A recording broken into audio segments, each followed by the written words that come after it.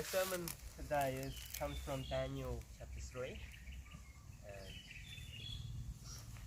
I had a great inspiration by someone who told me that it is time that we should talk about faithfulness and faithfulness to the end.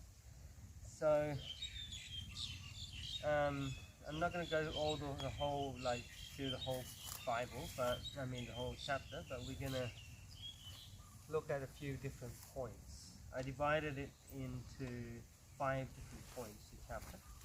Number 1 is the decree. So in the first few verses of Daniel chapter 3, we have the decree to worship, which incorporated an image, which was, according to my knowledge, it's 30 meters by 3 meters by 3 meters. That's according to my recent knowledge, yeah. And 30 meters is like, how high is 30 meters? Yeah, it's about that high. That height is that. It's a lot higher than this tree here. So yeah, quite high and very easy to see. And it was in the plain of Dura, in the province of Babylon. And so the king used a variety of methods to get his people to worship. One was this decree that said everyone should come. I like that decree. That's a very dictatorship decree. And then he used also different environments. So the sunset.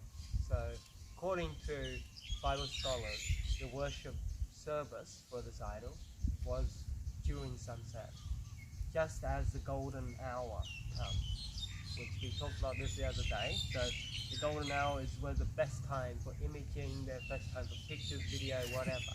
And that's from 5 till just after sunset. So we also use music, as we see in verse 5. We see quite a few instruments that some we have nowadays, some we don't. Do we still have all of them? Carlos, you know a lot about music. No. Do we still have the sakbat, the palsateri, the dulcimer? Yeah, I'm sure we still have those things. Okay, so yeah, we probably still have all of those. Yeah, so they use music, they use lighting. Somewhere has them anyway. Somewhere has it, yeah. They use lighting, and I'm guessing the furnaces helped with romantic lighting in the background. And smoke. And smoke, so add that to the list. They also made it out of gold, and so that's very important. It's got to be out of gold, because gold just gives you this wonderful sense of adoration, of worship, of love. Whenever you see gold, it's like you fall in love. You haven't seen gold, you haven't fallen in love yet. So, and these things will be used again. So, in the last days, like Carlos mentioned, there will be a decree that is in Revelation 13, chapter 15, which everyone will be forced to worship or die. And I feel that it's like a direct parallel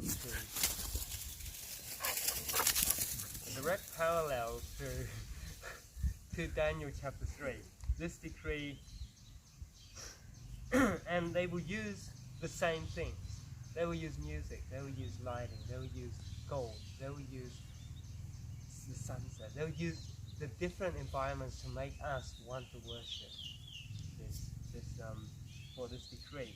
And so that's a parallel to today's version. And so this is how my points are. There are parallels in nowadays. And so the story goes on to say that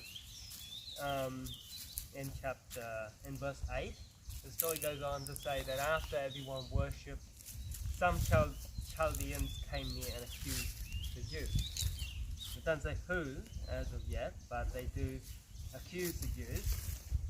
And in verse 12, they say, there are certain Jews whom thou hast set over affairs of the province of Babylon, Shadrach, Meshach, and Abednego. These men, O king, have not regarded thee, nor do they worship or serve thy God, nor worship the golden image which thou hast set up. And so in reading into this, I know that there was a lot of distrust and a lot of envy um, between the Chaldeans and the Jews, because these three men who were basically from slaves were over the Chaldeans themselves, and so there was jealousy. They wanted that position, and so they were probably looking out for the Jews, or looking to the Jews to see if they would worship or not. And they got their happiness. So they told Nebuchadnezzar. He got a rage and a fury. And so he commanded Shadrach and Meshach and Abednego to come to him. And now if we look at that, if we look into that that area of this story, Shadrach, Meshach, and Abednego had an excuse to bow down. I mean, they could have had an excuse to bow down. They could have bowed down. They could have, bowed down to tie their shoes. They could have, I don't know, stumbled while they were standing. They could have fallen down in a like fainting or something. Yeah, in a faint session or something. I don't know. They could have done it if they had felt that it was what they wanted to do, but they didn't. They stood firm. They knew what they wanted, and they knew how they had to do it. So how did they stand firm? Now, looking into the first chapter of Daniel, we see quite a few tests that were given to Shadrach, Meshach, and Abednego. One was food, drink. Those are the famous tests that everyone knows of. There was also a lifestyle test in there.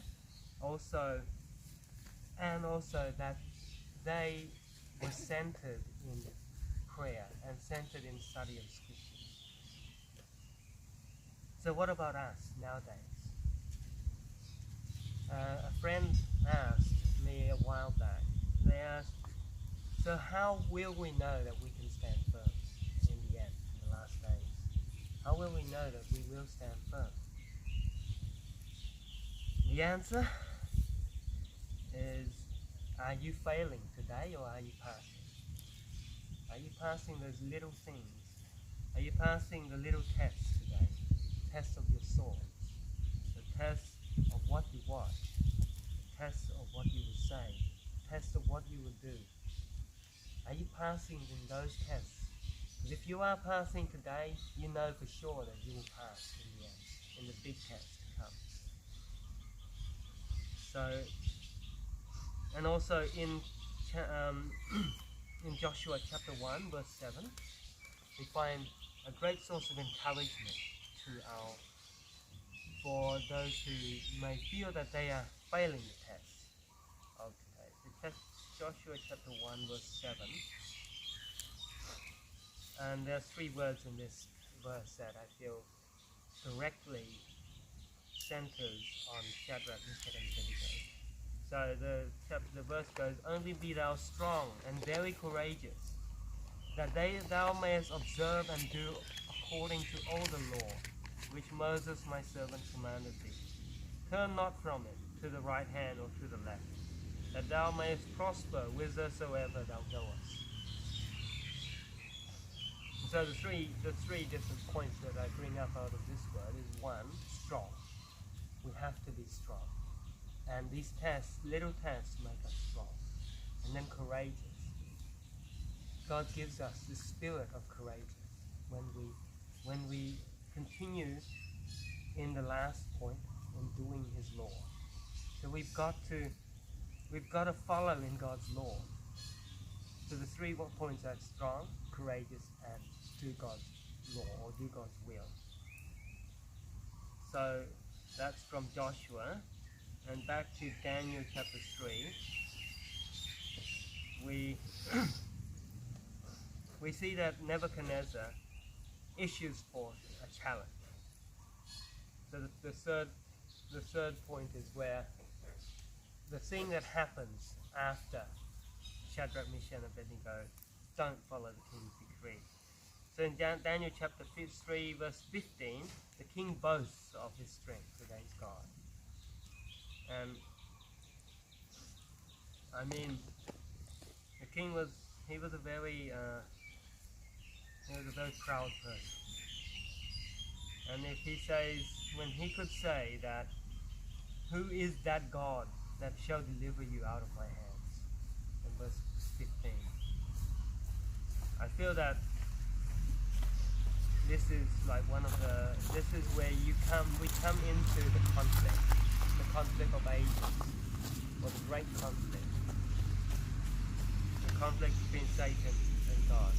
And Nebuchadnezzar invited God to show his power when he said those words. If Nebuchadnezzar hadn't said those words, the outcome would have been different. But because Nebuchadnezzar, with Satan behind him, telling him what to do, he invited God to show his power. And so he created Satan and the idol versus Shadrach, Meshach, and Abednego with God. And we have this sort of conflict, this big conflict. And in Daniel chapter 3, verse 16 and 17, Shadrach, Meshach, and Abednego tell the king that they will not follow what the king says. They showed great faith, and their faith was really strong there. So the king got very angry in verse 19, and he commanded the furnace to be 7 times hotter. And then when they threw Shadrach, Meshach, and Abednego into the furnace, the soldiers died. And it was sad that these mighty men had to die because of the king's order. But okay. So a furnace that's 7 times hotter than it normally is, I can't imagine that. I've heard of white fire or the white flame, but that's as hot as I've ever heard of it or seen some flame. But 7 times hotter than normal is very disturbing. And verse 21, I was reading this verse this morning and I was wondering, why were they bound in everything? Their coats, their hats, their hosen, their other garments, they were all bound and cast into the furnace. Why all of the garments? King was in a hurry. Okay, he was in a hurry. Get rid of them. Sun's going down. Sun's going down, we don't have time to strip them. They'll burn better. Yeah. I mean, this is just coming to mind. This is just my thoughts, but maybe this is like a telltale of the last days, where it won't be just us in body, like God's people in body, but they will take their possessions, their belongings, their everything, and just throw them. Destroy Everything. Right? I don't know. That's just a thought of mine. And so, and then we come to Isaiah chapter 43, verse 2. One of the greatest promises in the Bible. Isaiah chapter 43, verse 2.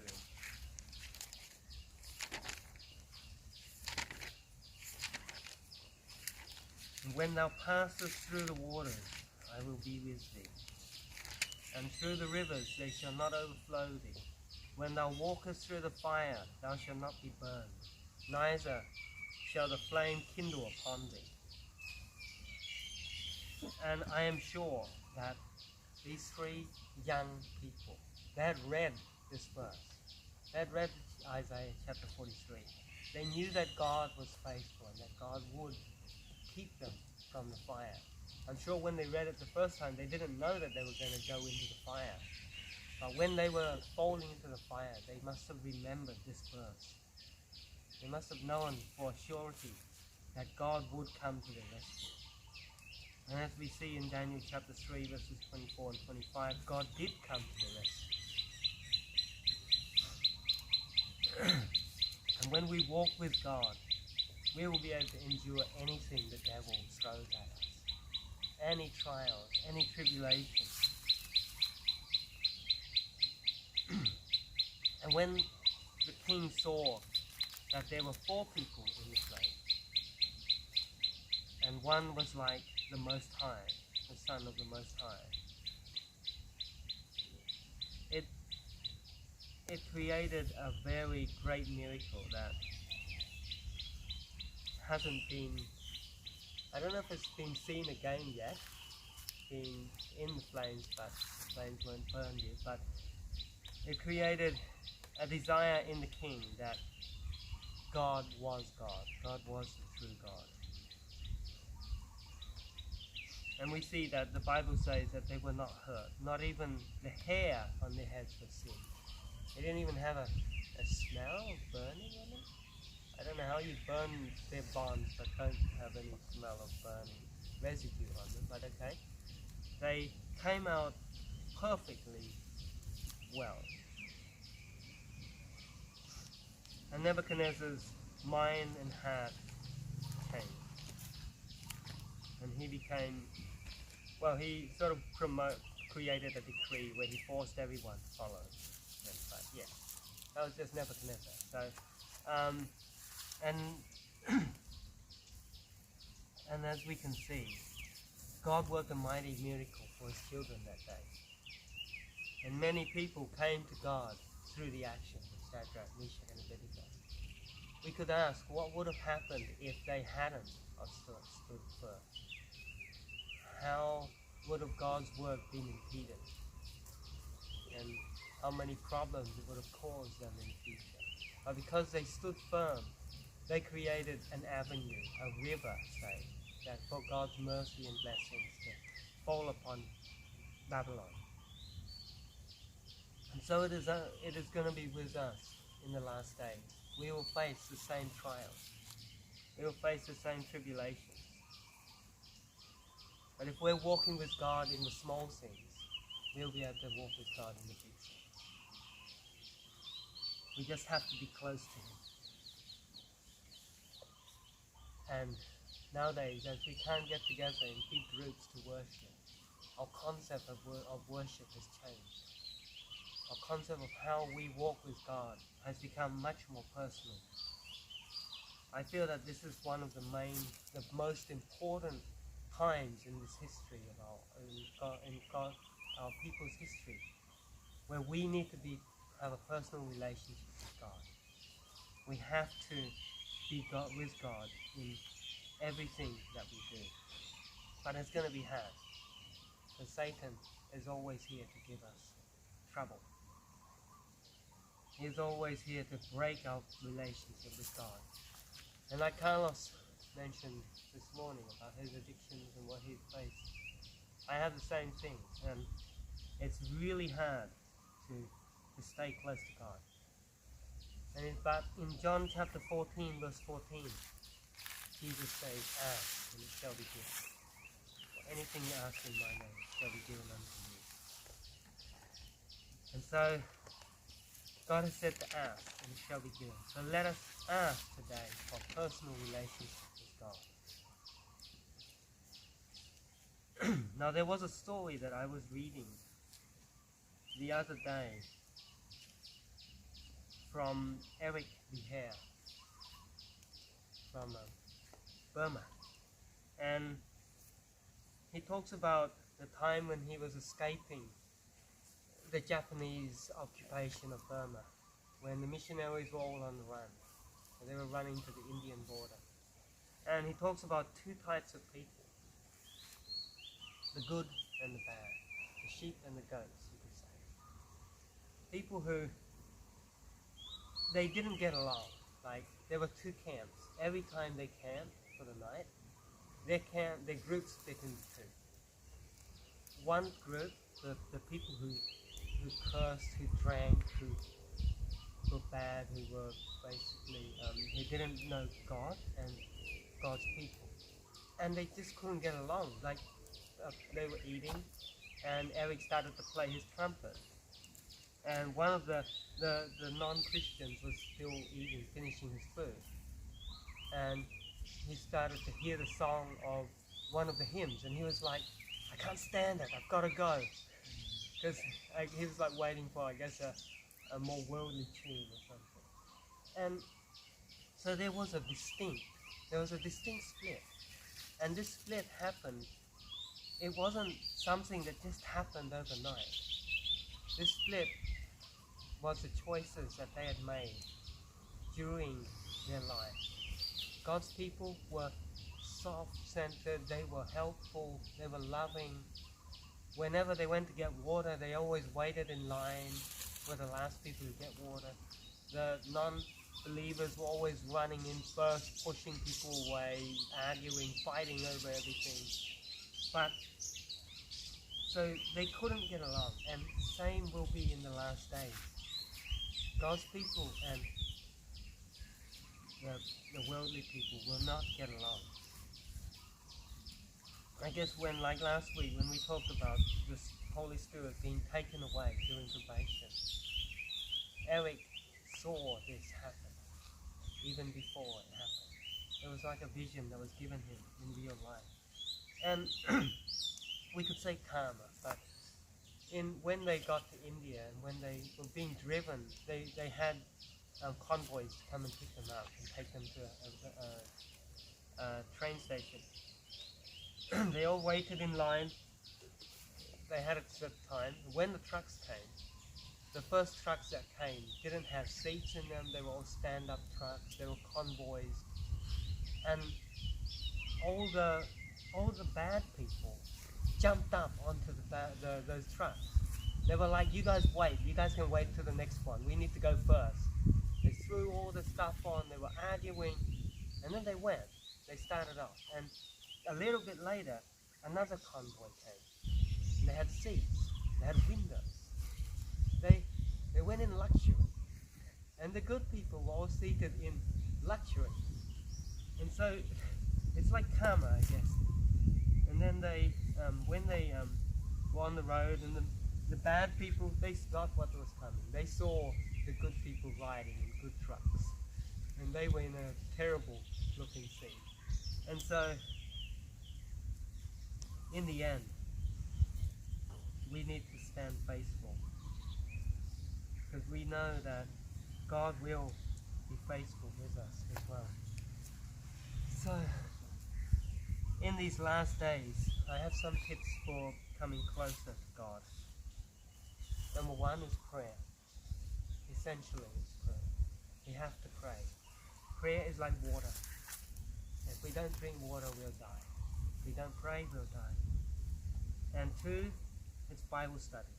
Bible study is like bread, like food. If we don't eat, we'll die. We need those two to live. And thirdly is sharing. We have to share.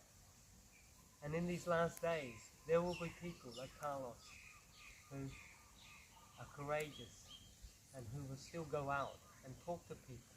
But there will be introverts as well, who are afraid to stand up in front of people. And nowadays, we have one of the greatest gifts of God to man, social media. We need to use it to share. We need to use it to further God's work. And as we can see, these last few weeks have caused our church to go online. We've actually started sharing. And we're reaching a whole different range of people than we normally would. And so my encouragement today is share what you know online. Do short videos, do audio, write it online. I've seen a lot of people lately who have been posting verses online, posting different things, especially Khmer's. And it's wonderful. God is working in mighty ways. So I'm going to close this out. Let's pray with me. Father, thank you that we could come together today to learn more about being faithful to you. Father, thank you for this opportunity that we can share what we know online, that we can come closer to you personally, so that we can have a living relationship with you. Father, we ask that you will bless us during this week. We ask that you will give us opportunities to continue to share your love to other people. All this we ask in your name. Thank you, Shannon.